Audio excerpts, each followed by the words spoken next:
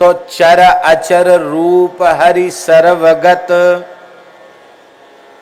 रूप हरि चाहे चर कहो या अचर कहो, सब भगवान का ही स्वरूप है। भगवान से भिन्न न कोई नाम है, न भगवान से भिन्न कोई रूप है। सब कुछ भगवान ही भगवान है। सर्व रूप हैं और सर्वगत हैं, सबके भीतर भगवान विद्यमान है। कहु सो कहां जहां प्रभु नाही। जो जड़ पदार्थ हम समझते हैं ना कि इसमें कुछ नहीं, ये तो जड़ है, पर उसे जड़ समझना हमारी जड़ता है। वस्तुतः चैतन्य घन परमात्मा जिसे हम जड़ माने बैठे हैं, उस पदार्थ में भी चैतन्य घन परमात्मा लबालब भरा हुआ है, समाहित है। इसलिए जड़ता बाहर नहीं है, जड़ता हमारी बुद्धि में है।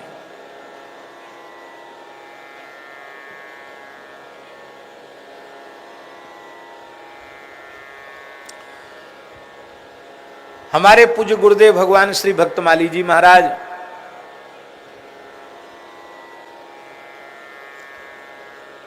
हम लोग विद्यार्थी थे, तो चाहे कोई साधु हो, विद्यार्थी हो, खा करके प्रसाद पा करके जूठा गिलास, जूठी थाली, बर्तन ऐसी नल पर छोड़ देते।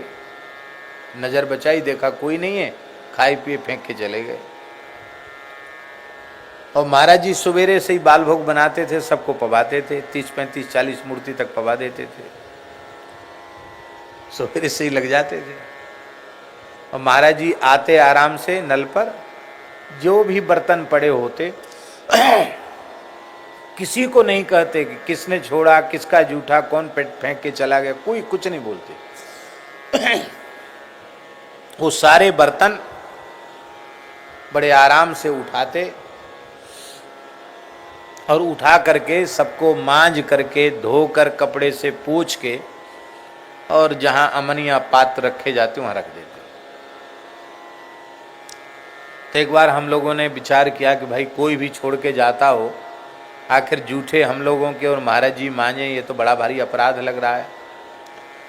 तो पूज्य परमहंस जी महाराज अपने राम और एक आध संत और हम लोग महाराज जी के पास बैठकर बोले, महाराज जी जिसके भी होंगे वो मांझेगा, नहीं मांझेगा तो हम लोग मांझेंगे, आप क्यों मांझ देते हैं? तो हम लोगों को बड़ा भारी अपराध लगता है, हम लोगों के जूठे बर्तन आप मांझ देते हैं।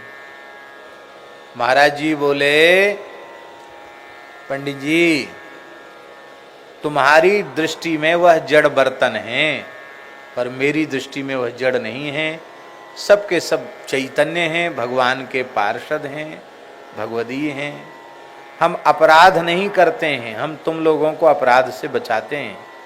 ये बर्तन जितनी देर तक जूठे रहेंगे उतनी देर तक भगवान की सेवा से वंचित रहेंगे, संतों की सेवा से वंचित रहेंगे, अतिथियों की सेवा से वंचित रहेंगे।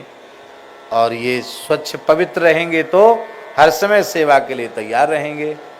तो इन्हें सेवा के अयोग्य बनाकर रखना, इनका शाप लेना है। तो ये बर्तन जूठे पड़े हुए शाप देते हैं, तो इनको मांझ कर रख देते हैं, तो ये आशीर्वाद देते हैं। तो हम तो इनके शाप से तुम लोगों को बचा रहे हैं, और तुम कहते कि अपराध लग रहा है। इसलिए किसी का भी बर्तन हो, हम तो देखेंगे, तुम धो के मांझ के रखेंगे ही। और तुम लोगों की इच्छा हो तो तुम मांझो, चाहे मत मांझो, चाहे जूठा छोड़ दो। ना हम किसी से पूछते हैं, ना किसी को टोकते हैं, हम तो मांझ के रखेंगे।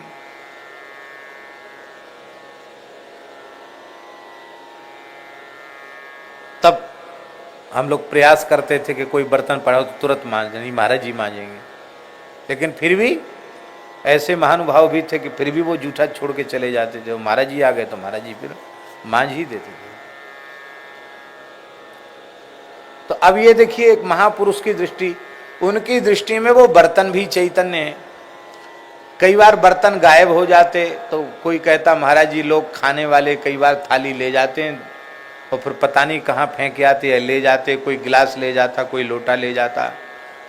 महाराज जी कहते, किसी के ऊपर आरोप मत लगाओ कि कोई बर्तन उठा के ले गया। तुम सब इन्हें जड़ समझ रहे हो, ये सब चैतन्य हैं। जैसे तुम लोग घूमने फिरने चले जाते हो, ऐसे ये लोग भी कहीं इनका मन होता है कि घूमने फिरने चले जाते हैं, किसी अन्य संत की सेवा में चले जाते हैं। लोग क्या करते, वहां से बाल भोग लेके जाते। मोहनदास जी महाराज जी के यहाँ से बर्तन वहीं से दाल लिया, वहीं से भात लिया, थाली में वहीं से रोटी ले ली और ऊपर से एक थाली से ढक लिया और ले गए, तो वापस थोड़ी लाते उसको, ले गए तो ले गए। तो महाराज जी कहते तो सब चैतन्य हैं, कुछ दिन यहाँ सेवा में रहे, कुछ दिन और दूसरी जगह सेवा में रहेंगे, इच्छा होगी घूम फिर के आ जाएंगे, नहीं होगी नहीं लौट के आएंगे, अपना दूसरा मंगा लेंगे।